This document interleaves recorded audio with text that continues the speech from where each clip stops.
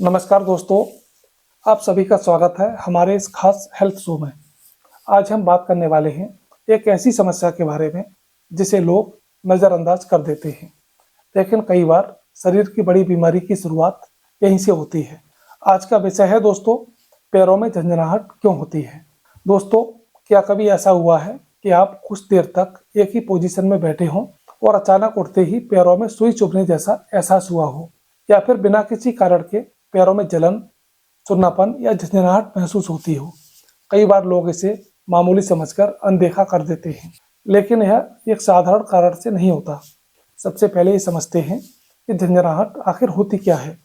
Medical भाषा में इसे पैरेस्थीसिया कहा जाता है। यह तब होती है जब नसों पर प्रेशर बढ़ता है या नसों की कार्यक्षमता प्रभावित होती है। हमारे शरीर में नसें दिमाग से लेकर पैरों तक संदेश पहुंचाती हैं।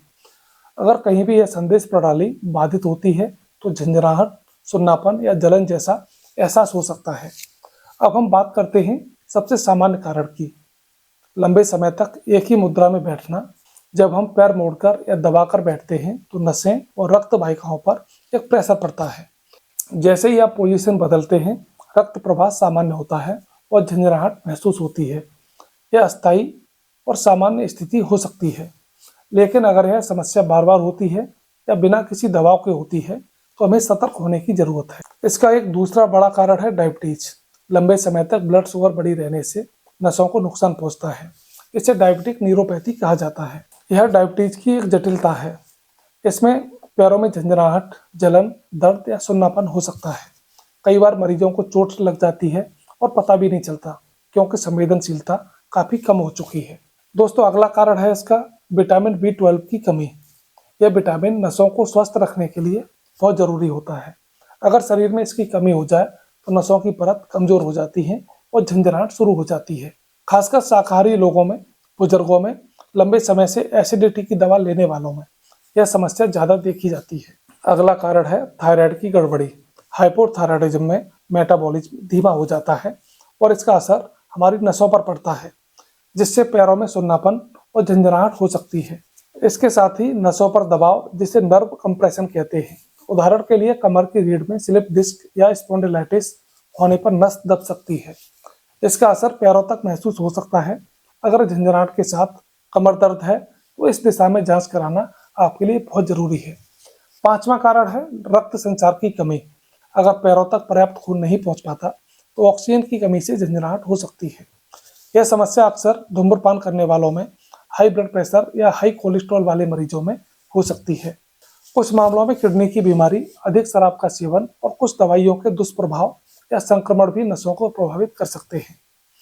अब सवाल है कि हमें चिंता कब करनी चाहिए। अगर झंझनाहट कभी कभी कुछ मिनटों के लिए होती है तो ये सामान्य हो सकती है, लेकिन अगर यह रोज हो रही है और लंबे समय तक बनी है, साथ में दर्द या जलन और फिर कमजोरी है, या फिर आपको चलने में समस्या होती है, तो तुरंत अपने डॉक्टर से संपर्क करें। डायबिटीज के मरीज के लिए विशेष चेतावनी है। अगर आपके पैरों में हल्की सी भी झंझनाहट या जलन महसूस हो तो शुगर की जांच कराएं और पैरों की भी नियमित जांच जरूर कराएं। अब बात करते हैं बचाव और उपचार की। सबसे पहले ब्लड शुगर को कंट्रोल रखें। अगर कारण डायबिटीज है तो शुगर कंट्रोल सबसे जरूरी है। और दूसरे नंबर पर विटामिन की जांच कराएं, खासकर B12 और विटामिन D की कमी। डॉक्टर की सलाह से सप्लीमेंट ले सकते हैं। तीसरा है नियमित एक्सरसाइज करें। रोजाना 30 मिनट चलना रक्त संचार बेहतर बनाता है और आपकी नसों को सक्रिय रखता है। चौथे नंबर पर आता है लंबे समय तक एक ही स्थिति में ना बैठें। हर 30 से 40 मिनट में अपनी पोजीशन बदलें और थोड़ा सा चलें। पांचवा कारण है पैरों की देखभाल करें, साफ रखें, रोज निरीक्षण करें, खासकर अगर आप डायबिटीज के मरीज हैं। शराब और धूम्रपान से दूरी रखें। ये दोनों नसों और रक्त संचार पर बुरा असर डालते हैं। कुछ लोग घरेलू उपाय पूछते हैं। हल्की मालिश, गुनगुने पानी में नमक डालकर पैरों को डुबोना या फिर स्ट्रेचिंग करना अस्थायी राहत दे सकता है, लेकिन अगर कारण गंभीर हो तो केवल घरेलू उपाय पर्याप्त नहीं होंगे। दोस्तों, शरीर हमें संकेत देता है। पैरों में झंझनाहट भी एक संकेत है, इसे अनदेखा ना करें।